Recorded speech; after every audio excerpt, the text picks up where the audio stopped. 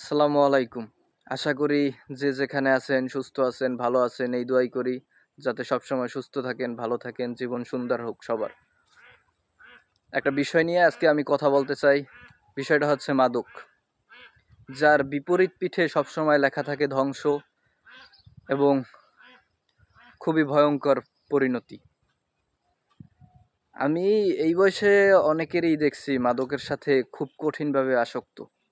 অনেক অনেক যুবক, অনেক অনেক যুবক শ্রেণী আমাদের বয়সে, আমাদের থেকে সিনিয়র পার্সন, আমাদের থেকে জুনিয়র পার্সন, আমরা যে সময়টা খুব আনন্দে কাটাইছি, আমরা একটা সময় খুব আনন্দে কাটাইছি। ধরেন আমরা যে সময় প্রাইমারি পার করে হাই স্কুলে উঠছি, প্রাইমারি জীবন তো সুন্দরী। তারপর হাই স্কুলে উঠছি, তখন আমরা খেলাধুলা নিয়ে ব্যস্ত ছিলাম, তারপর ঘুরতে যাইতাম, এদিক সেদিক ঘুরতে যাইতাম।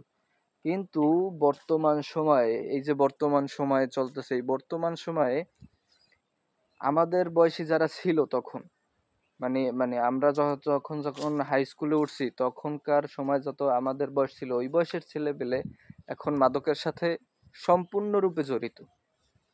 তারা কেউ কেউ মাদকের ব্যবসা করে, কেউ কেউ মাদক সেবন করে এবং মাদকের সাথে পুরোপুরি আসক্ত। অনেক ছেলে পেলে মাঠে যায় না, খেলতে যায় না, লুকাইয়া থাকে, এই জায়গা ওই জায়গা ফোন নিয়ে পুইরা থাকে।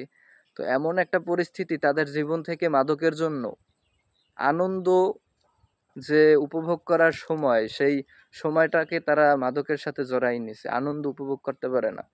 মাদক, হ্যাঁ, সাময়িক আপনার আনন্দ দিতেছে, সাময়িক একটু আপনি ফিলিংসে থাকতে পারতেছেন, কিন্তু এই যে মাদক আপনার জীবনটাকে শেষ করার জন্য যথেষ্ট।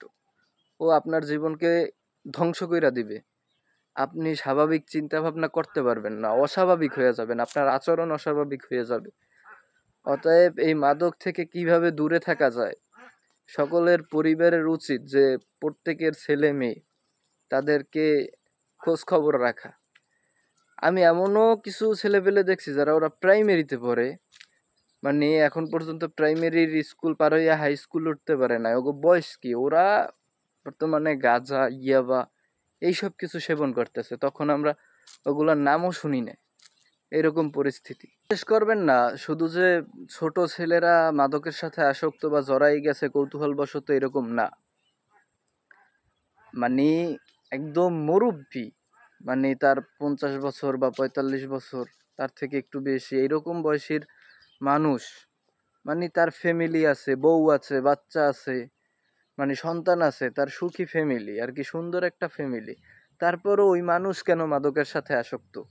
আমি ওই রকম মানুষদেরও দেখছি, তারা মাদকের সাথে আসক্ত, তারা প্রতিনিয়ত প্রতিদিন ইয়াবা সেবন করে, ঠিক আছে, আমার জানা মতে।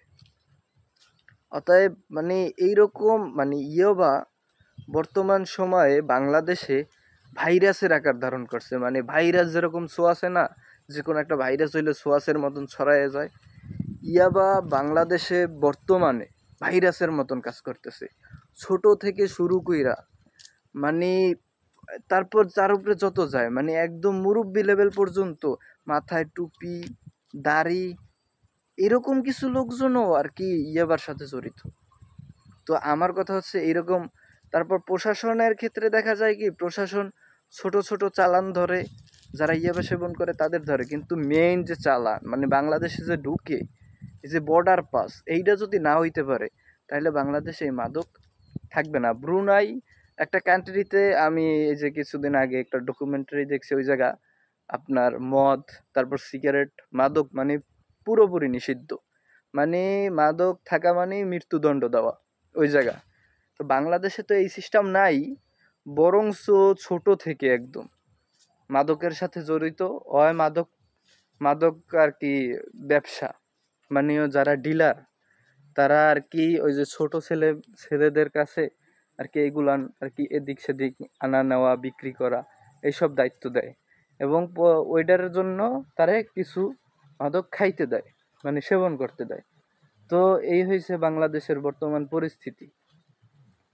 তো এইরকম যদি চলে বর্তমান, মানে আগামীর যে প্রজন্ম, ভবিষ্যৎ কি হইবে আল্লাহ ভালো জানে। তো তার মধ্যেও সবাই যে মাদক সেবন করে এরকম না, তার মধ্যে ভালো লোকজন আছে, ভালো মানুষ আছে, সবার উচিত একসাথে সংঘবদ্ধ হইয়া এই মাদকের বিরুদ্ধে কাজ করা। মাদক যাতে বাংলাদেশ আপনার পরিবেশে আপনার সমাজে ছড়াইতে না পারে সেই ব্যবস্থা করা, কিন্তু কিছু করার নাই। অলরেডি যে অবস্থা আমি দেখতেছি, যে অবস্থা, মানে আপনার প্রত্যেক জায়গায় আপনার প্রত্যেক ফ্যামিলিতে, আমি মনে করি আল্লাহ মাফ করুক, প্রত্যেক ফ্যামিলিতে না, প্রত্যেকটা জায়গায় এরকম ইয়াবা সেবনকারী, গাঁজা সেবনকারী, এরকম অসংখ্য লোক আছে। যদি এটার যে বড় চালান বা এটা নিয়ন্ত্রণ কারা করে, সিন্ডিকেট কারা চালায়, তাদেরকে যদি থামাই না যায়, তাইলে বাংলাদেশ কন্ট্রোল করা সম্ভব। আর নাইলে ভবিষ্যৎ খুব খারাপ। কারণ ইয়াবা সেবন যারা করে তাদের চিন্তা ভাবনাই বিকৃত, অল টাইম মাথা গরম থাকে তাদের। অতএব আল্লাহ ভালো জানে কি হয়। তো সুস্থ থাকেন, দোয়া করি সবসময় হাসি খুশি দেখবেন, আর একটু খোঁজ খবর রাখবেন আশেপাশে যে কি হইতাছে না হইতাছে। ঠিক আছে, আল্লাহ হাফেজ।